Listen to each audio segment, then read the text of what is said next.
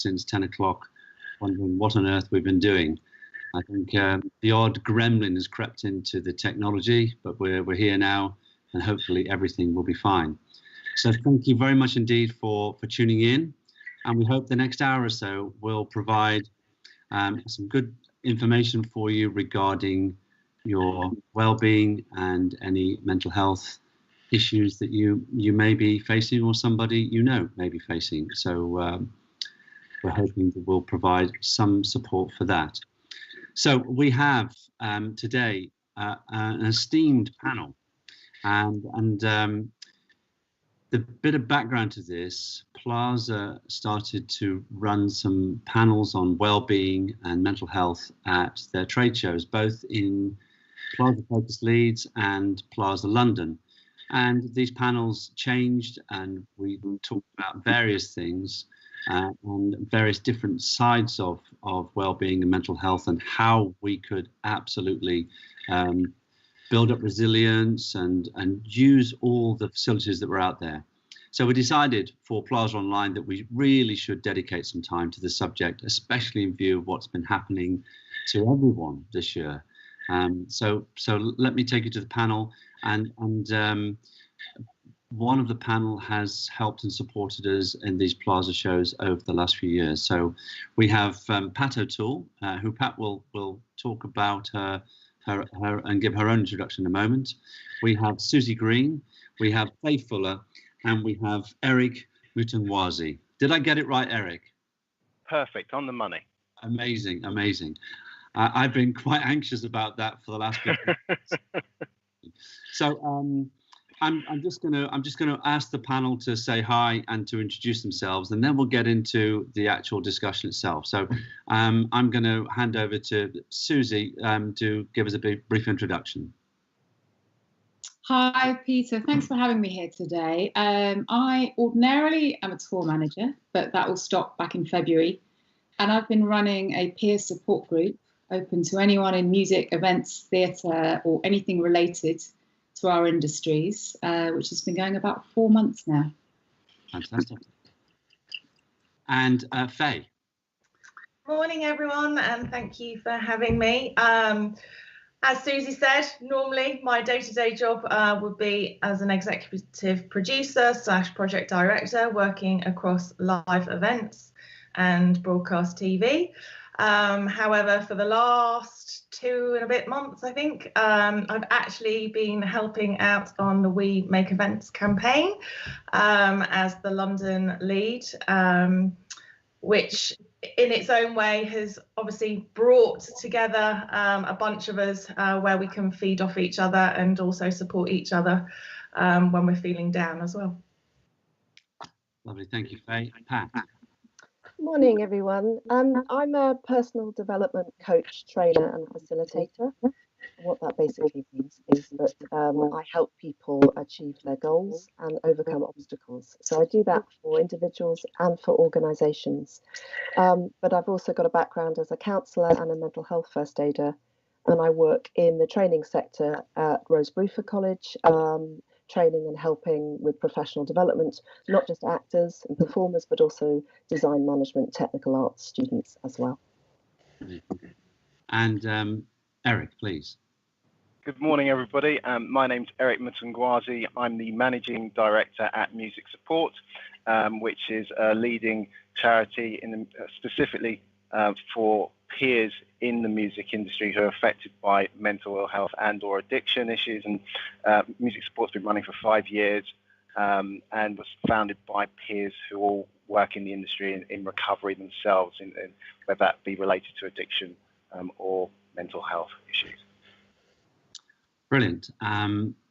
Okay, well we're gonna sort of get in with some of the questions, and get our teeth into some of the content.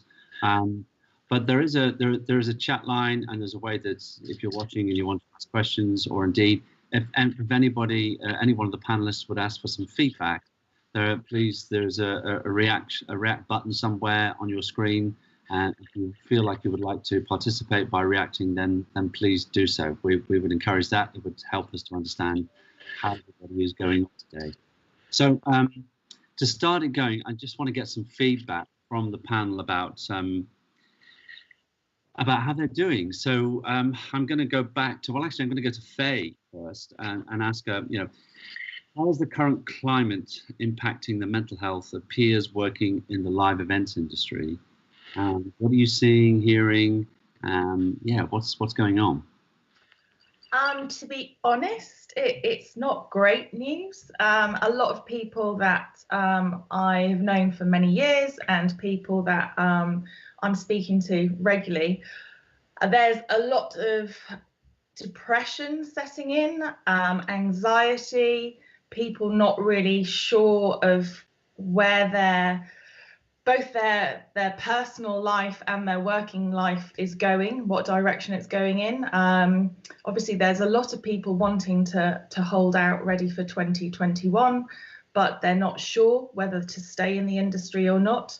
And even if it was to come back, the anxiety of, can I actually still do my job to the ability that I did it before? And to be honest, it's really sad. Myself, I've personally found it really tough, and I've had very, very low days. But obviously, being involved in the campaign is great because it gets your brain working and working with lots of lovely people. But at the same time, it maybe sometimes disguises the times where you actually need to have a bit of your own time and sort things out personally or whatever it may be.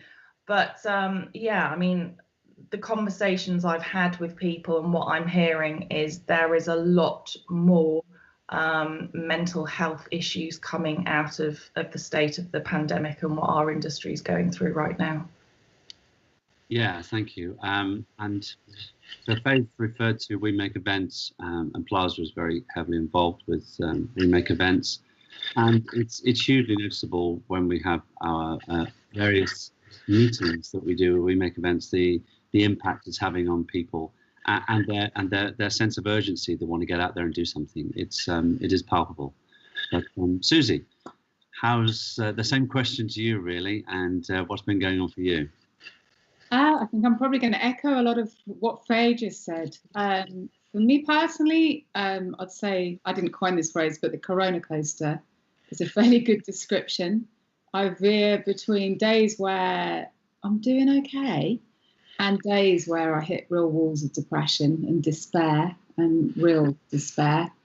But I would say the peer group has been a bit of a lifesaver for me. First of all, it's given me something to engage with. But also, it's just been really enormously comforting hearing other people's stories and other people's experiences. And we have lots of people from across the industry, from just starting out, and they've just had their first year booked, helping at a festival or whatnot, right up to people in their 50s and even 60s who are on the other side and are worrying now that this is, will they ever work again? Will they be too old on the other side of this? And everyone in between. So that's been a big comfort. I found it's really helped talking to other people and knowing that this funny, odd thing that none of us ever saw coming isn't just happening to me. It's much wider than that. Yeah, just ask a question about the peer group. So how's that sort of working? Do you meet on a regular basis, or how does that work? How does that function? So what we do, we meet once a week on Zoom. It's always on a Wednesday, 6 o'clock London time, and we tend to go for about an hour to 2 hours. Sometimes it's just me chairing. Often we have guests. We always have a theme, mostly mental health related, with a view to support for getting through this. Sometimes it can be quite dark. Things like motivation, how are you going to get out of bed today, all kinds of things. But we always try and end on a sort of sharing and a positive note. Like, okay, what are you doing that's helping you get out of this? What's helping your day be that little bit better than it was going to be? How can we get through this? We're on Facebook, we're on LinkedIn. I can share in the chat later how you can do this. Fabulous. Yeah, I think it's you both make important points around concern for the future, or how can I go back to work? Will I be able to go back to work? Will I be okay at it? And I have a little snippet here. So clearly, we at Plaza had to make we had to furlough a number of people, and we reintroduced one of them back to work at the beginning of October. And the first couple of days they were there, they felt it really difficult, and they felt kind of lost is probably the wrong word, but they found it really difficult just to re-engage, and we had to say it's okay, you know, whatever you're going through, it's fine. You don't have to worry, just as long as you're there, and we can work through it. So even for people who know they've got a job to go back to, I think, you know, this whole thing has had a really vast impact. And for Pat, you could probably back that up. Yeah, absolutely. I echo what Susie's saying about the Corona coaster. I've certainly been on it, and I think I've learnt a lot about myself in the last 7 months as well. You know, the one thing I always try and share with the people I work with is you've got to put on your own oxygen mask first. And I really had to do it for myself, because although I'm incredibly fortunate, I know how fortunate I am that I still half of my week have a job. I'm employed by a college. I lost all my freelance work at a stroke, like everyone else did. And I realized that, you know, I spend my life with people. I spend my life interacting with people, either as a teacher or a coach, or in rooms with people, working with people. And suddenly I was working on this. I was spending 7, 8, 9 hours a day on Zoom. And it was really, really, really hard. So I think I found myself actually doing less and less and less, and just trying to make every day, you know, do something meaningful for myself every day. So a huge amount of yoga and walking, my allowed walking at the time. You know, I'm very lucky I live in the South Downs, so that's been my sanctuary, I think, is making it very simple, valuing, really being grateful for what I do have, because I'm very, very aware that all my friends, and including, you know, my family, my partner, is a production stage manager. The work's gone, so you know we're living through this every day. But yes, I'm trying to support other people, and at the moment, of course, we're trying to support our students, because we teach face to face, and sometimes that's scary when you're in front of hundreds of students, even with a mask and a visor on. So yeah, so I do the best I can, really, and I just carry on doing the best I can every day and keep it simple. I think that for me is what it is. Thank you. Eric, under normal circumstances, the people that you try to support, you're probably flat out. So what on earth has been happening to you over the last 7 months, and how it is today? Please tell us. Yeah, thank you, Peter. Well, I think a lot of what the panel have kind of said already really resonates with me on a personal note. And I think it's important for us to emphasize, even outside of the context of pandemic, if you like, in peacetime, that people go through things and experience things which challenge their mental health and well-being. And, you know, on a personal note, you know, I have a close relative who's in palliative care. And so we've been kind of walking through that journey day to day, and challenges getting access to kind of care home.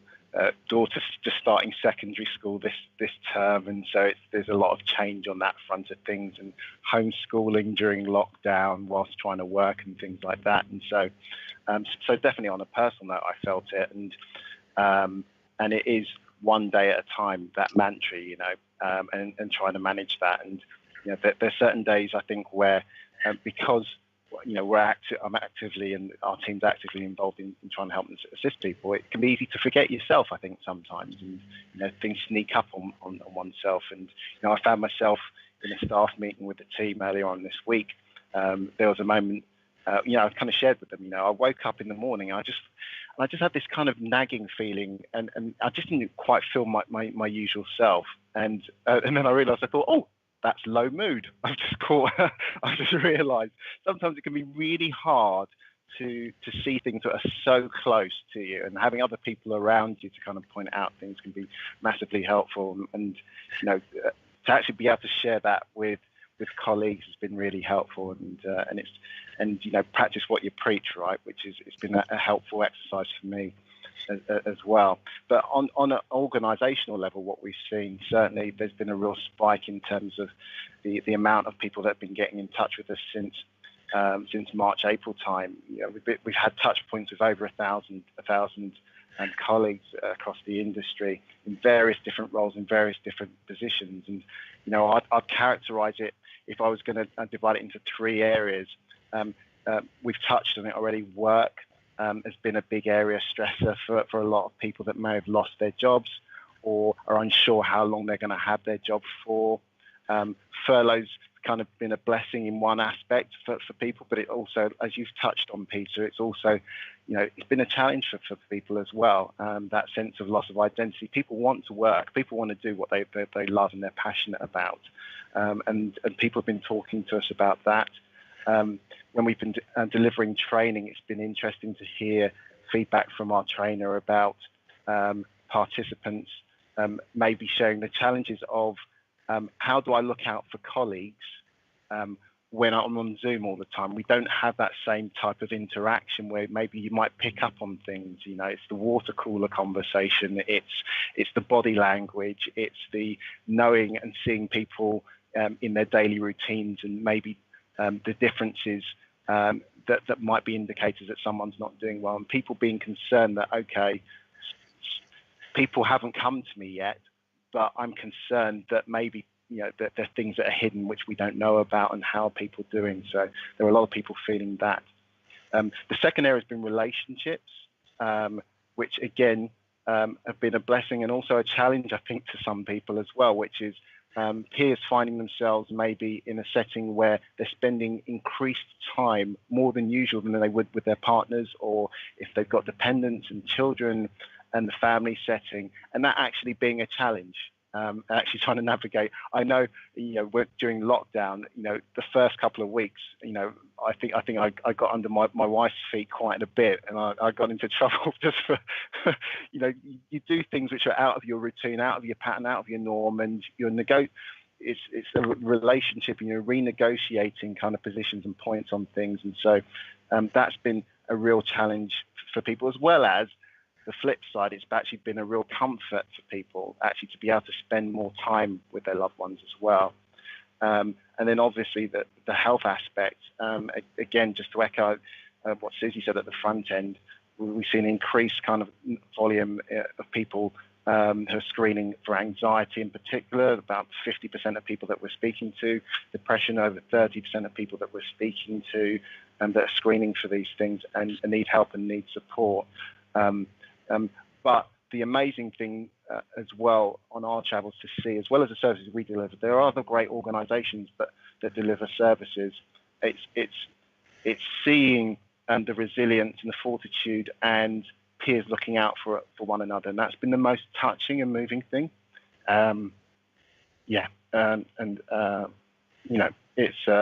It's amazing to see peers wanting to be there for each other and support each other. And so, I commend, the likes of Susie and other people that are doing what they do, because it makes such a difference. It's so vital.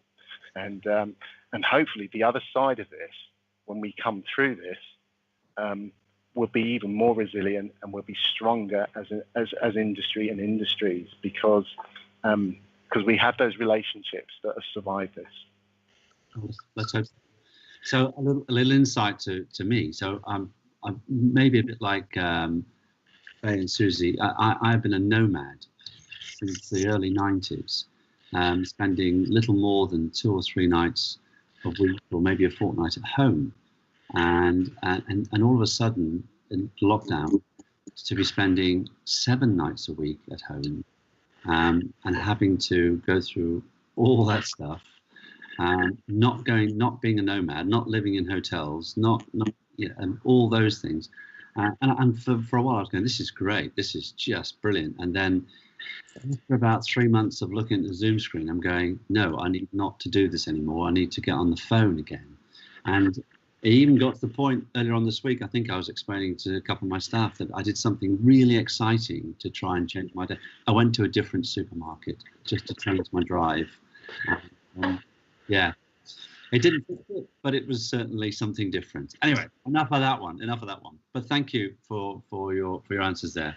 I'm gonna go to Pat, because I think Pat's got some slides that she wants to share with us, because the next part of the discussion is about resources. So what resources are available? So I think Pat, you're going to start with this by talking through some of your slides, and then we'll go out to everybody else and expand the conversation. Is that okay? Yeah, absolutely. Thank you. And we were really interested when we were talking as a panel before we came on this morning. We were interested in knowing how you were doing out there, and we wondered whether if you felt able to or comfortable to just to let us know how are you feeling today.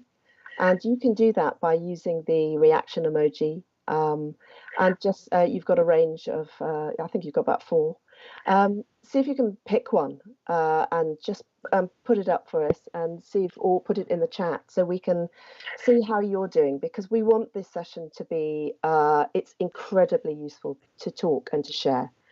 But we want it to be helpful. We want it to be helpful to you and to point you in the direction of resources and help, because we know it is really tough out there.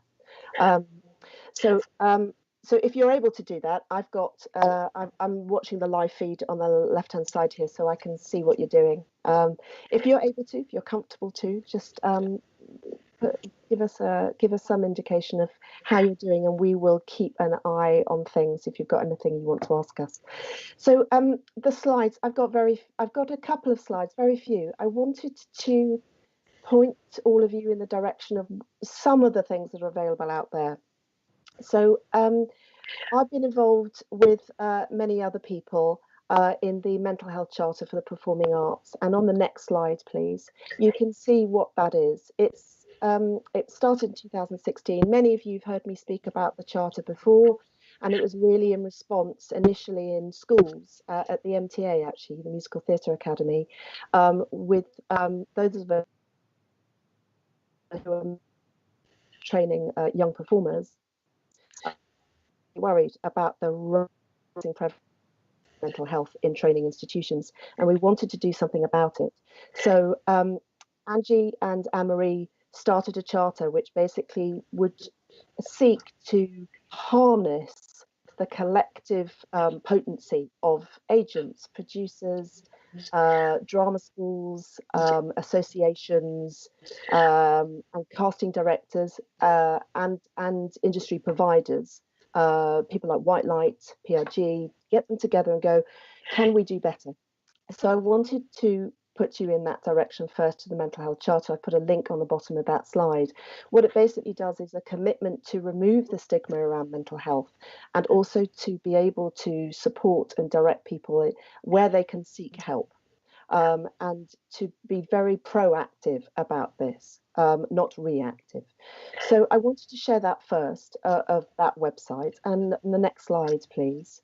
On there is a link to resources. So what we did is we and on the next slide, what we did is we put resources together. And sorry, on the previous one. And the resources are there, which is I've spent a couple of months just trying to get hold of everything that is out there. It's not a complete list, but everything that is out there that can help you, basically can help you find help and the resources that you need. A lot of the resources are industry specific. So organisations like Eric's brilliant organisation, and what's happening with Stagehand and with live events campaigns, we are uploading that information every day. And in there you'll find apps, you'll find websites, you'll find helplines, and that is there that you can download and use and go to if you need more access to centralised resources.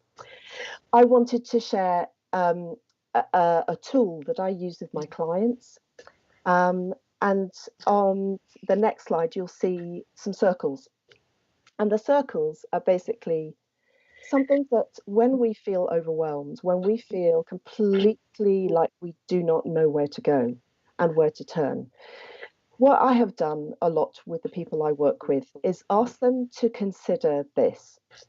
If you could, what can you be in control of, and what do you have no control and influence over? So what we do is we draw circles. And by all means, if this is helpful, get a piece of paper and a pen and draw a couple of circles, 3 big circles. One circle is an area that you have no control over. So, for example, the weather, generally Wi-Fi, internet failure, traffic, those things we don't have any control over. But we do need to think about what can we have some influence and control over? What can we do today, this moment, that will make us feel more connected, more purposeful, more like we have something? Because at the moment, many of us feel we have no control over anything. Our livelihoods, jobs have been taken away. Finances, people are very, very scared and worried about their finances. So in those circles, what we do is we look at populating those circles with all the things in your life at the moment that you can do something about. And on the next slide, I thought I'd share mine. This is what I did, crazy as it seems. I did my own circles at the beginning of lockdown because I felt very confused, overwhelmed, worried. My sleep was being affected. And I didn't feel like my feet were on the ground at all. So I thought I would basically practice what I preach. I did my own. And you can probably see my own circles. So what I did, as if you can see, is I wrote down all the things that I have absolutely no control over. So for me, COVID, Boris Johnson, very simple things, the government. I have no control over losing my freelance work. I had no control over lockdowns. I had no control over my bookings being cancelled, my flights being cancelled, my holidays going, all the things I think we've all experienced. No control, absolutely none. We put a huge amount of energy and a lot of our time, and the biggest cause of stress for many of us is when we put that focus and energy into things we have no control over. It causes enormous amounts of anxiety and stress. So what we need to do is we need to, and I'm going to use a word that lots of us are using, we need to pivot away from that mindset and look at what we can do. So I put down all the things that I could do. I could manage my health. I could eat well. I could manage what I was drinking. I could walk. I know it was an hour a day initially, but use it, and I did. I could journal. I could do yoga. I could do some online classes. So it started to make me feel like I could have a little bit of control and influence over what was happening in my life. And you can see, I mean, I've shared my own values. I've shared everything on this sheet, and I did it openly because I want to see that so often we connect ourselves, associate ourselves so much to what we do, not who we are. And I think many of us have really suffered because I am a stage manager, I'm a technician, I'm a lighting designer, I'm a programmer, I'm an events manager. And we are still the people that we are. We still have values, and we still need to connect to what is important for us.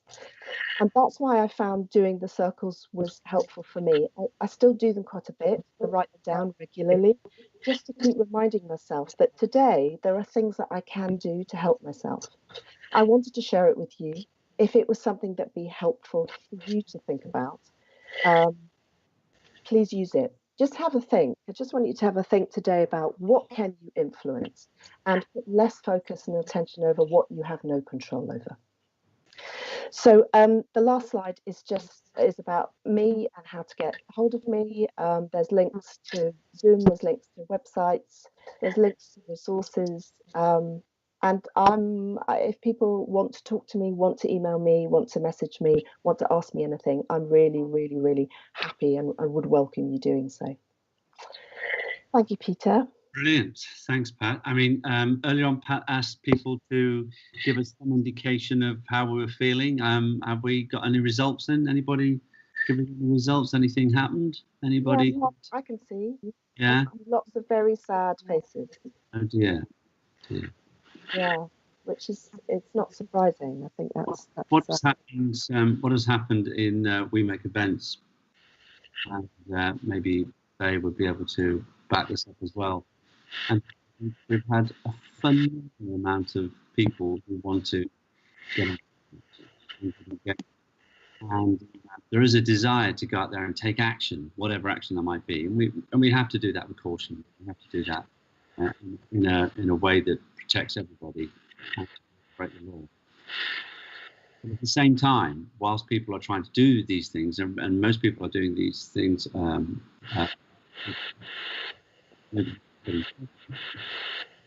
there is a massive kind of frustration that builds up and anxiety of trying to get things done.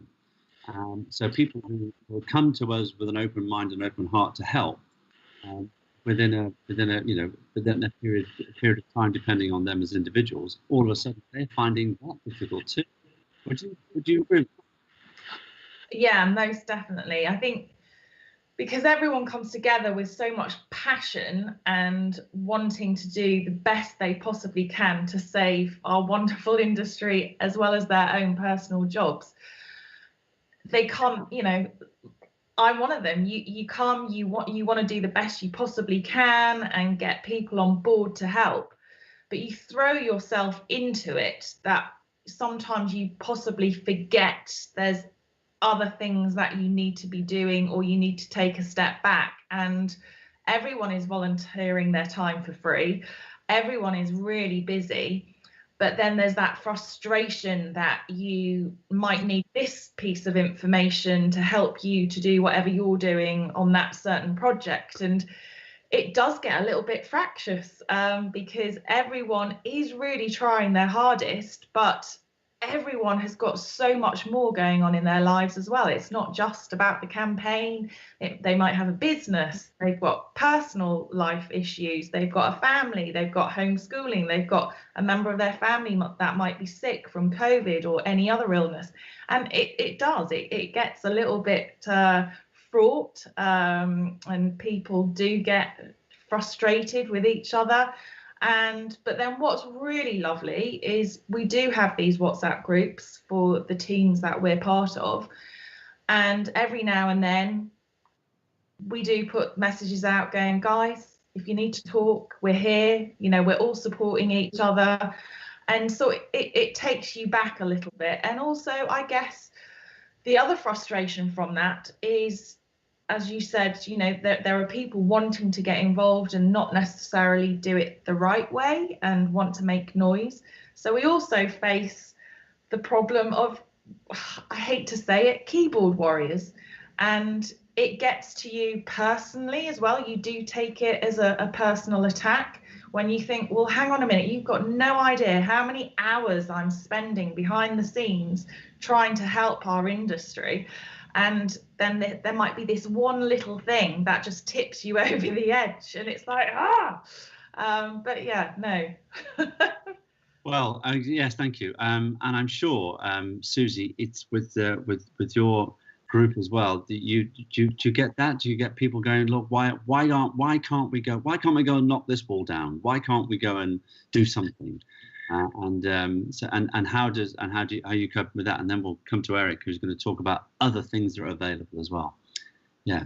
I just found that point you both made fascinating. Actually, it hadn't even occurred to me of that flip between, okay, right, I'm going to go in activist mode, and then of course you kind of almost overdo it, and this whole experience is so exhausting. You drop off the cliff, and that's when you need help. We had a psychologist from a charity called Backline Care, which is a US charity, who's on just this week on. And he said a lot of us are operating in these three different modes at the moment. Victim, this why me? Why is this happening to me? Then survivor, like, right, I'm going to do something. I'm going to cling on by my fingernails and get through this. And then, but that's not always the most helpful mode either. That's the exhausting mode potentially. And then thriving, which I thought was a curious word, because he defined thriving almost as acceptance, which is a little bit like Pat's circles, and you know, the list of, okay, what can't I control? And in writing down what you can't control, you maybe might reach some levels of acceptance of like, okay, you know, well, these things I can do to make myself feel better today. So it's incredible because so a few weeks ago, so being involved in we make events, so I have to run Plaza, and I've got staff, and we've got all the things that we need to manage. And then Plaza started We Make Events, and we did it to try and support our members. And although we are not the custodians of We Make Events anymore, we're still very heavily involved, and we have to be for our members. And I found, it got to the point where there was no beginning and no end to a day or a week or a moment. And it got to one particular weekend and one particular time, and I thought, well, I need to do something. And I was going, why me? Why am I feeling so crap about this? So I wrote myself an email. I didn't send it to anybody. I just wrote it and just kept reading it and went, okay, it's okay. It's okay. You mentioned the word thrive, Susie. So I'm going to hand over to Eric now, who's going to tell you about some other things that are available. And it just so happens that word is very useful, isn't it, Eric? It is. It's a nice segue, isn't it, Peter? I tell you what, before I do come on and talk about that specific initiative that we're involved with, and what music support are up to, I do have to, and I feel compelled to kind of promote. There's some fantastic charities which are within our industry, like Stagehand, like Backup Tech, who are out there. So, do check out and see what kind of help that you can get via them too. And it takes a community to kind of get through this. And just to hop back to some of the points that were touched on that definitely resonated with me, in terms of we find ourselves involuntarily in this situation, and so we're left in a position where we either voluntarily engage with it because there's no escaping it, or it kind of has its way with us, and those are the only two things really.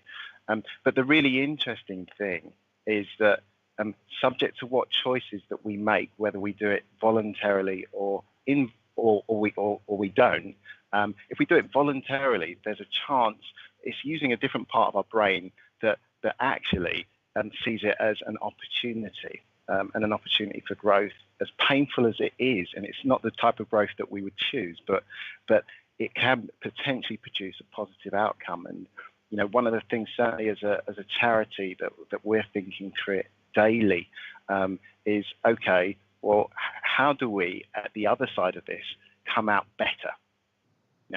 Because the other option is an existential one, which is that we don't exist anymore.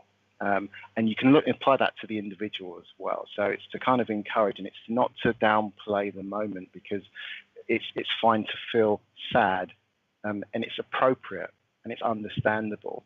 But the question is actually, for a prolonged period, is that helpful for you in terms of what the next step? And it might be just about what can we do today, like Pat was saying, what can we do today that we can control, that can make the difference today, and that will make a difference to tomorrow, and so on and so forth. In terms of music support and the range of services that we currently are offering, there are 4 broadly, and there's one that I'm going to emphasise a bit more than the others, but I want to touch on all 4 briefly. A listening ear. We run a helpline Monday to Friday.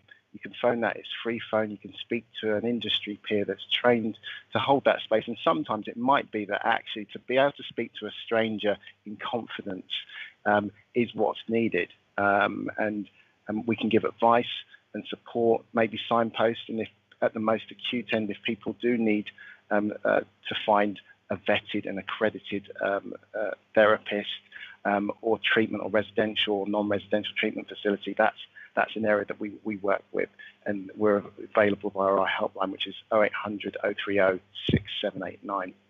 The second area is training. We currently run mental health first aid training, which we've had to pincer, the word we've used before, and shift that online. And again, there's information on our website about that, and you can access training and support from us related to mental health, and maybe how to equip yourself to help other people.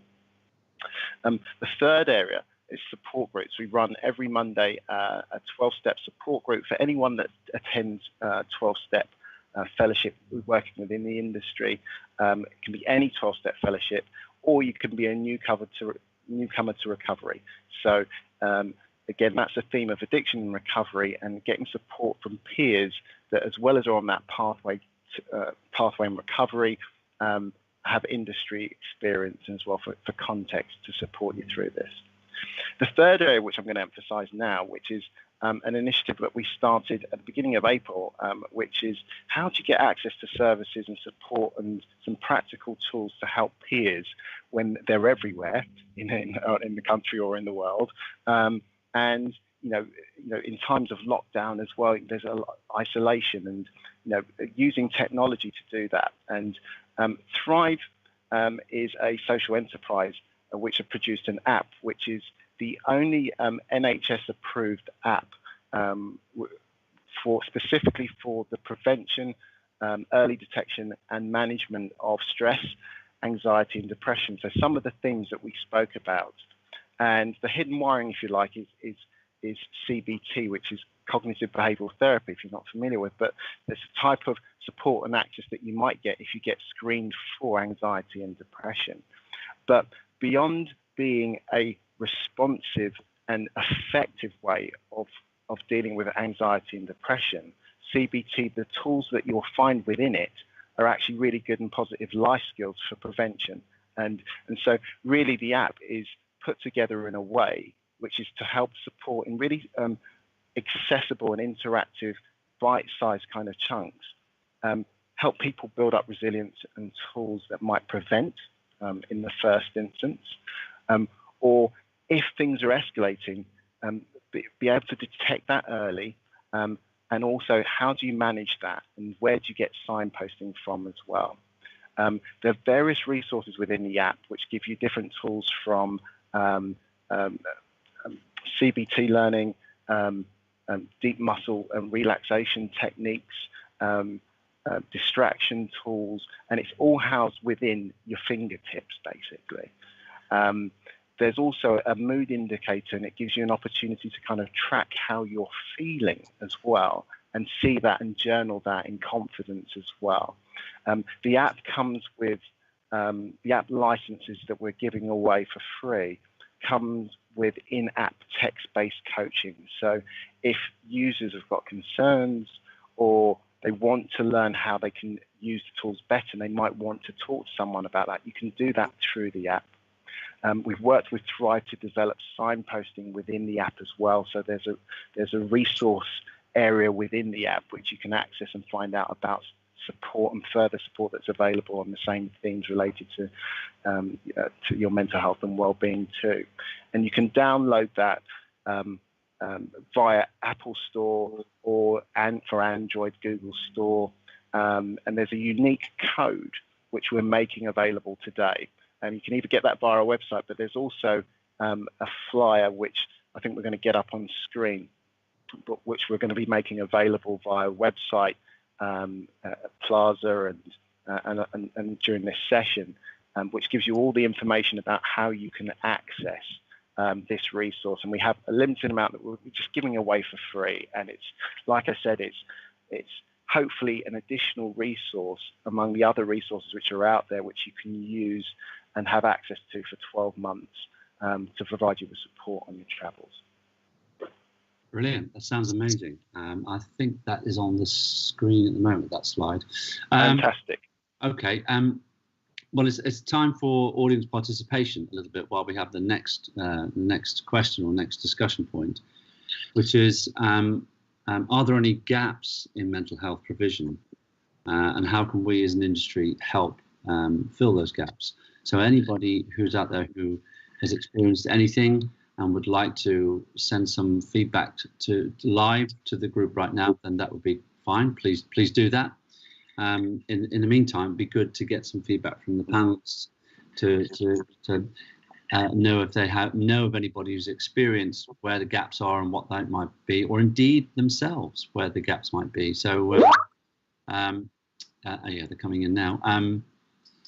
Well, before we go to the responses, let's just go around the table. And Susie, so yeah, what sort of gaps do you think there are, or has anybody in your group, for example, said, you know, I've experienced this gap. I went for this. I didn't get that. Any information there you have would be good. You know, I can share a personal story for this. I definitely at certain times through my life, because I have all kinds of suffer from depression, dip in and out, always have done. And I have tried to get support therapy as an alternative to antidepressants from my GP. And I waited 2 years.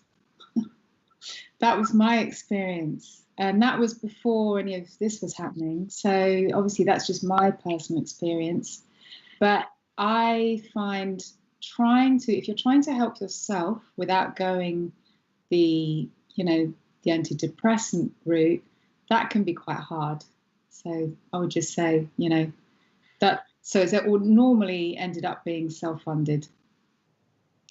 Yeah, I have a similar personal experience many years ago, when I didn't really allow myself to grieve over the passing of my mother, and after a few years I started to physically break down, and I went to the doctors and they said, well, we can get you some help, but it might take 9 or 10 months. I said, oh, I would hate to think what position I'll be in then. So I had to go and fund my own. And I actually chose rebirthing, which was a particularly really powerful way of doing stuff. Faye, what about you? What about gaps with the people that you've been talking to? Yeah, I mean, for me, it's probably not necessarily seeing the gaps or knowing where the gaps are. I think mine is probably more with the people that I talk to, myself and the industry, and how we work. As people, we're probably really bad at using the tools that are possibly out there or talking. We're in this mindset that, you know, this is our job. When we're on site, we work 16 hours a day and it's fine. And then we might have a drink at the end of the day, and we sort of work ourselves to the ground to possibly cover up anything that may be going on within our lives. So personally, I don't know where the gaps are. I would just say, as an industry, we're probably quite bad at opening up, showing our vulnerability, and asking for help. Brilliant. And do you have any obvious gaps that you've seen, Eric or Pat? Eric? Yes, I mean, funding for treatment is a big area. You know, charities like ours, ultimately, you know, we shouldn't be, and we're not replacement for NHS's statutory responsibilities. And you know, as we all know, we've got an amazing NHS, but we know it's stretched. Even during peacetime, it's stretched, and so there is a gap and there is a real need. And you know, what better beyond this for our industry might look like. And you know, again, I'm really encouraging to see people fundraising and whatnot, but maybe on the other side there might be more resource within the industry to look after our own and support. And again, it's not to replace, but it's to complement existing services that are out there. The second one I'd say really quickly is just in the area of addiction and recovery. I think, you know, we've made a lot of ground with kind of education and just informed awareness about mental health, although there's still some way to go. But we have made a lot of ground in recent years, but still addiction and recovery, I think, is lagging behind. And there are a lot of people that are affected by that, and a lot of people, if not themselves directly, know someone within the industry as well that's affected by those things, and actually just better awareness, better understanding, better education, better literacy around that. And so I'd say that's an area that we're working on, but we need help and we need to mobilise peers to do something. Okay. Thanks, particularly in a time like this, when in lockdown, you know, there is evidence people are drinking above levels, in particular with alcohol, that are safe, and that over a prolonged period of time is a concern. Yeah, agreed. We do have a comment here from someone who says they've been using the app, the Thrive app, for the last 3 weeks. And if nothing else, it's helped me gain an understanding on controlling my mood. So big thank you to music support, as I say. So that's great. Our pleasure. Yeah, but what about Pat? What about you in terms of gaps in mental health provision? Because the work that you do, you probably see gaps all over the place. Yes, and I won't. I think Faye and Susie and Eric have talked about gaps in provision at the point when people need clinical intervention. It's very difficult to get access to psychological support, counsellors, psychologists. That's a big problem. That's at the government's door. I agree with Eric about, I think we need to do better, absolutely, in providing, making sure we have money and funds to be able to employ and to refer people straight away to clinicians, counsellors, psychologists. I think we need to do that.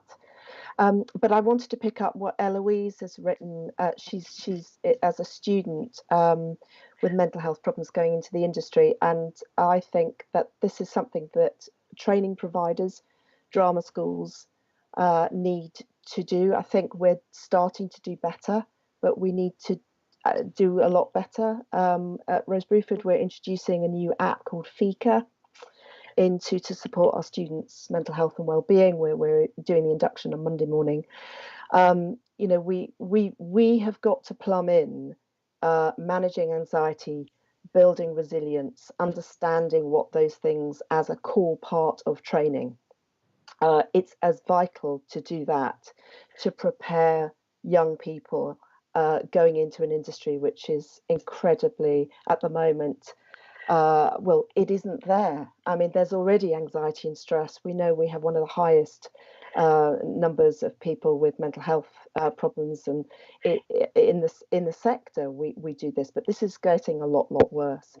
So I think drama schools, it's a call for drama schools to make sure that they're absolutely putting the spine into their curriculum, which is about that professional development, about anxiety, about depression, about signposting, accessing resources, and taking responsibility for your own health and well-being. I think that's incredibly important, more than ever now, particularly, and I really feel for students that have graduated this year going into an industry in the middle of a pandemic. I mean, we've got to look after our youngsters coming into the industry, because it's a really difficult time for them. So for me, training providers, there's a gap there. Some people are doing great, but I think we can all do better. Well, brilliant, thank you. I'm just looking at the time, but we're getting very close to 11 o'clock. We haven't finished some of the questions I wanted to ask, and we haven't actually invited a Q&A. So anybody who is watching and wants to ask the panel any questions, please get them in as soon as you can, because we are running out of time. And whilst you're busily typing in your questions, I'll quickly go to Eric and the rest of the panel, saying, what challenges or opportunities are charities and businesses like yours facing right now? So what challenges or opportunities are facing charities like yours right now? That's just while we get the questions. Oh, what, are questions coming in? Yeah, they're coming in. They're coming in now. Yes. Well, the quick, obviously, challenges in this time. As a nature of our charity, would receive normally a lot of income from within the sector, and obviously the sector's been really hit hard. So that there are existential challenges with that, and the charitable sector just in general, fundraising. But the reason why we're here is because individuals and companies that can contribute something do, and so it's just to encourage people. And I've seen some amazing fundraising for just this whole area of mental health and well-being going on for various charities, and that's encouraging to see, because it does take a community in order to make these things happen. So again, it's just to put that out there as a real challenge, but an opportunity to work closer together. Okay, brilliant. Okay, let's just have a look at some of the questions that are coming in.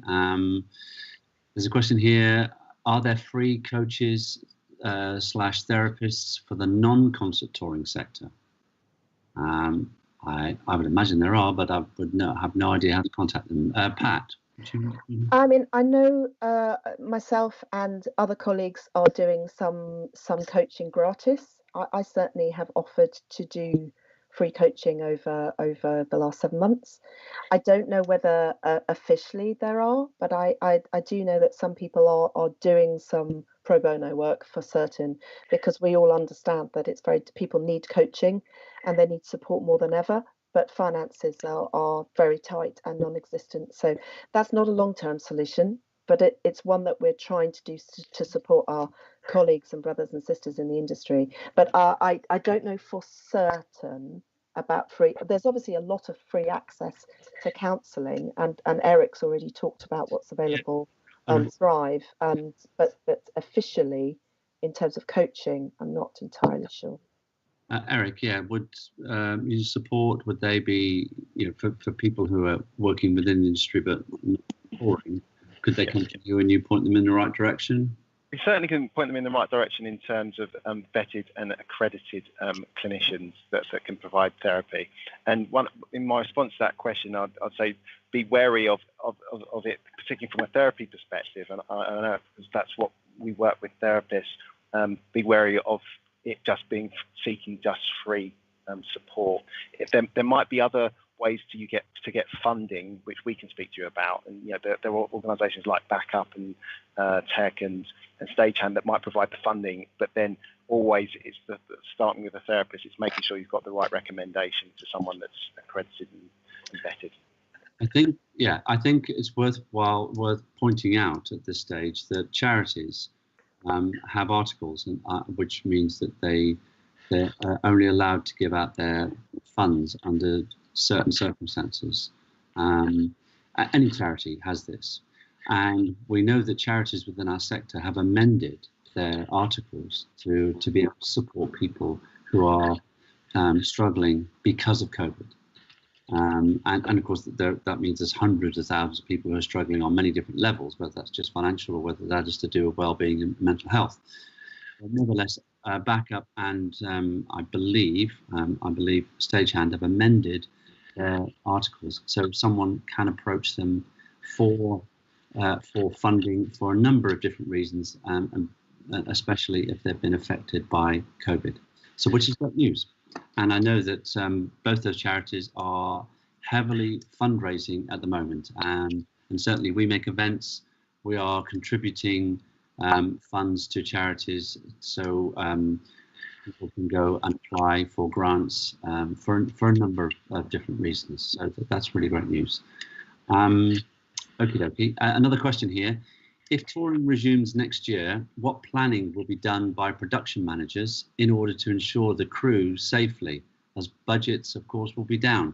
I'll go to Susie for that one. I knew you were going to do that. I'm no tour manager industry figurehead, but I can tell you from my corner of the little world that I operate in. I'm part of a production group. It's called The Production Group, somewhat unimaginatively of tour managers and production managers. And we produced a COVID safety document for touring, and it's touring specific, partnered with the PSA, and it's available via the PSA, which has guidelines for touring crews, putting together tours, venues, promoters.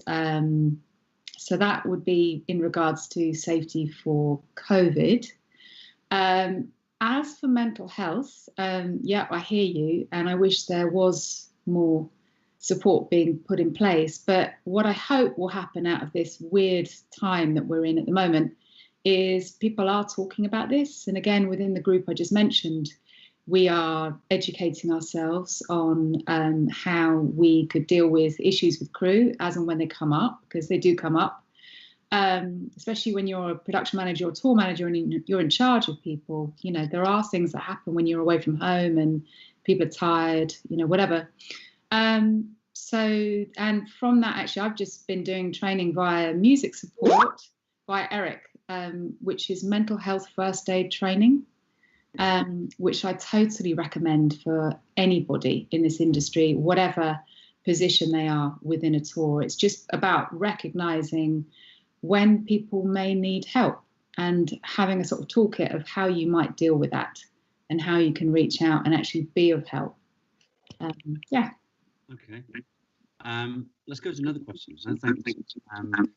And this will probably be the last one before we do a wrap up. So this says, obviously mental health and wellness is something that has been taken very seriously in our industry over the past few years. Is there anything particular that you think will need putting in place or being especially mindful of as employers and employees when we start being able to return to our industry following the events and the impacts of 2020? For example, should more companies and people be looking at getting the mental health first aid training? We've got a thumbs up from Susie, so I will go there first again, Susie, before going around the table, just to answer that and perhaps do a bit of summary as well before we have to close. So yeah, go there first. Yeah, in answer to that, please do. And there are ways of doing that training. As I say, I had an financially assisted place because I couldn't have afforded the full price of the training. And there are assisted places out there via music support and also Stagehand, which is part of PSA. So please, I encourage anyone to go and do it. Okay, that answers that. Faye, did anything? Yeah, no, most definitely. And I echo what Susie's just said. And obviously, being a freelancer, there are many agencies that I obviously go and work in their offices. And it's great to see that some of these companies do put on mental and wellbeing days. But it needs to be more than just that day once every few months. There needs to be that support throughout the whole year and not to just be on that day. And so, yeah, I mean, most definitely the training and having somebody within that business place that there's someone you can go and talk to. Because as I said before, we all get trapped in that day job and being sat at the screen or then going on site and it's sort of forgotten. So yeah, no, most definitely. Yeah. Okay. I'm very, very conscious of time. We are overrunning. So let's do a quick round robin of a summary or a closing remark, everyone, about how mental health can be, I'm going to say improved, but okay, I'll say improved. And for your particular area that you work in, and we'll close it on that, and then I'll just wrap up at the end. So yeah, let's start. Pat, could you go on this one, please? Yeah, sure. I mean, I'm aware in the chat people are asking for links to documents. So the link to the Directory of Mental Health Resources that has everything on it is absolutely available for production and company managers. To go with them. I absolutely agree. I think we need to make sure White Light are a fantastic industry leader in this. They provide mental health awareness training and support for all their new starters, which I deliver. So I think if companies can do more, it's what Faye was saying. I think we can do more about that. Not about improve, but I just think we just need to look after each other. We need to be open. We need to talk about how we need to talk about our mental health and our physical health, and I think in training providers and industry providers, I think we need to plumb, as I said before, we need to plumb into that as a core part of what they do. So that's, I think, would improve things a lot. Eric? Just to echo what I said earlier on, which is that we have found ourselves in this situation involuntarily. And it's just to encourage people, and I'm encouraging myself here, which is to voluntarily make a decision. And if you can't manage can't manage the week, then manage the day. If you can't manage the day, manage the hour. If you can't manage the hour, manage the minute. And it's making those decisions. The second point that I'd raise is that you're not alone. Don't try and do it by yourself, even if you think you can. For one or two reasons, it might be you, or you might be able to help somebody. So plug into a community where you can. And be a part of community, and let's be a part of the other side of this real trial and challenge, making it better somehow. Might not have the answers right now, but together we can make it better. We set up a wellbeing group, Plaza, for our own staff, and we had people running that, and I found that really useful. It was a good place to learn. It was a good place to exchange too. And I'm whilst we've been away from the office, we haven't been doing that, which is terrible. We should have been doing more of it. But when I'm sure we'll get back onto that. But yeah, so just finishing the wrap up. Faye, anything from your side when you're on with a new family? You've got a new contract. You've got a new family. Do they set up sort of well-being groups within those families to say, here is your support system, here's your support structure, or not? No. No, not that I'm aware of.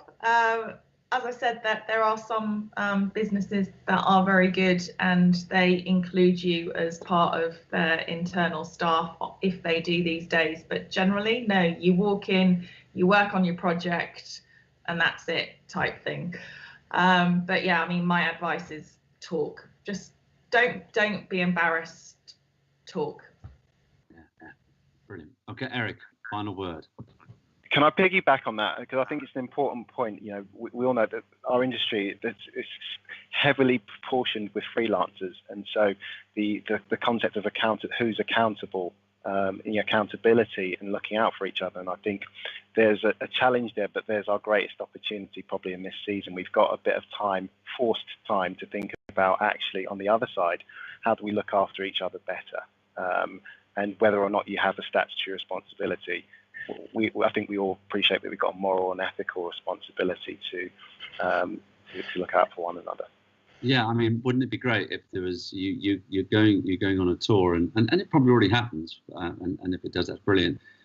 As well as your risk assessment and your health safety stuff, you go, well, where's the wellbeing group and who's leading that and who's doing that? Yeah.